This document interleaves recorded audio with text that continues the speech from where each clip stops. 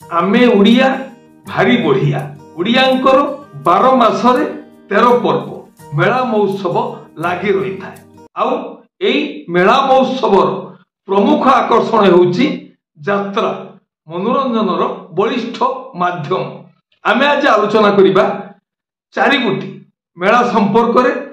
ओडिशा प्रसिद्ध बरुणेश्वर मेला, जाजपुर कोरदा हरियाट मेला, उड़ाशुणी गुंफा मेला आउ टांगी पुष मेला।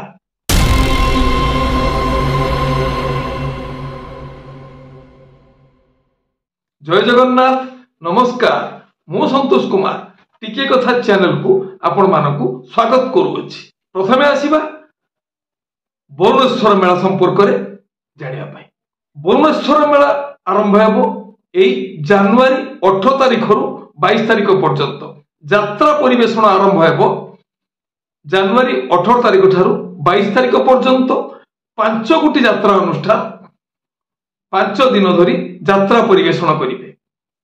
18 तारिख रु 22 तारिख पर्यंत यात्रा सम्राट तुलसी गणनाट्य आउ यात्रा मौड़मणि शिवानी गणनाट्य। 19 तारिख ठारू 22 तारिख पर्यंत यात्रा सिंह बाहिनी, यात्रा राणी, यात्रा सिंह बाहिनी। 20 तारिख ठारू 22 तारिख पर्यंत यात्रा धौली गणनाट्य आउ अपेरा सूर्य मंदिर। 5 गोटी यात्रा अनुष्ठान महामिलन बरुणेश्वर मेला।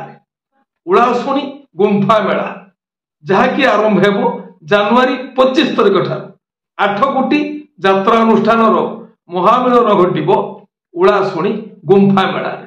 से यात्रा अनुष्ठान माने हेले अपेरा सूर्य मंदिर, यात्रा सम्राट तुलसी गणनाट्य, अपेरा अशोक सम्राट, नाट्य सम्राट पृथ्वीराज, यात्रा मौड़मणि शिवानी गणनाट्य, यात्रा स्वप्न महल, यात्रा रंगमहल आउ राजधानी अपेरा। एई 8 गोटी यात्रा अनुष्ठान उड़ाशुणी गुंफा मेला रे यात्रा परिवेषण करिए बोली जना पड़िछि। केउ यात्रा अनुष्ठान केते तारिख रे यात्रा परिवेषण करिवे से संपर्क रे संपूर्ण विवरणी परवर्ती समय रे आम चैनल ले प्रसारण करा जी। टांगी पुष मेला जहाँकि 17 तारिख रु आरंभ होई 19 तारिख रे समाप्त हेबो। एककालीन 4 गोटी यात्रा अनुष्ठान 17 तारिख ठारू 19 तारिख पर्यंत यात्रा परिवेषण करिवे टांगी पुष मेला रे। सेमाने हेले अपेरा सूर्य मंदिर, यात्रा स्वप्न महल, यात्रा धौली गणनाट्य, यात्रा महारथी कलिंग गणनाट्य। एई 4 गोटी यात्रा अनुष्ठान एक समय रे टांगी पुष मेला रे यात्रा परिवेषण करिवे। फेब्रुआरी 7 तारिख रु आरंभ हेबो कोरदा हरिहाट मेला यात्रा महामिलन। एई कोरदा हरिहाट मेला रे रहिछि 4 गोटी यात्रा अनुष्ठान। नाट्य सम्राट पृथ्वीराज, यात्रा बादशाह कोणार्क गणनाट्य, यात्रा मौड़मणि शिवानी गणनाट्य आउ यात्रा टाइगर तारिणी गणनाट्य। एई 4 गोटी यात्रा अनुष्ठान कोरदा हरिहाट मेला रे यात्रा परिवेषण करिवे। आपण माने जानिले 4 गोटी मेला संपर्क रे संपूर्ण विवरणी।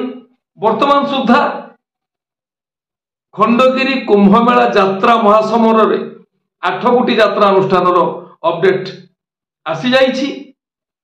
समस्त यात्रा अनुष्ठान अपडेट आसीबा परे आमे परवर्ती समय रे दिने 2 दिन मध्य रे खंडगिरी कुंभ मेला यात्रा महासमर संपर्क रे संपूर्ण विवरणी आम चैनल ले प्रसारण करिबो।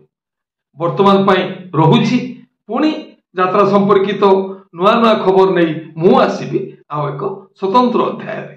सेतेबेल पर्यंत विदाय दियंतु। नमस्ते, जय जगन्नाथ।